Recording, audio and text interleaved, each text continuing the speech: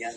Oo, napakaliit daw. Oo, nakikita pa ko sa Dad, kailan siya dumating ng Pilipinas? Ma'am Pao, kailan ka dumating ng Pilipinas? yesterday.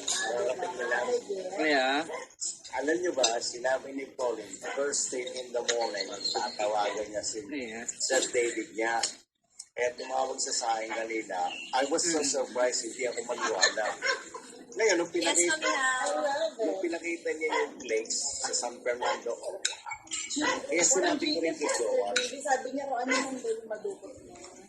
Sinabi ko naman kung ano yung Oo, magpupot. nadukot 2,000. Yun lang. Sir David, pakilinaw. Guling ba ako? No.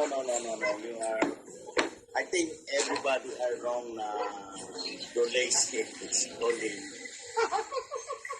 Everybody are wrong na pero Maganda ba ako, Sir David? for sure 100%. Maganda ka, sure. Ako nagsasabi.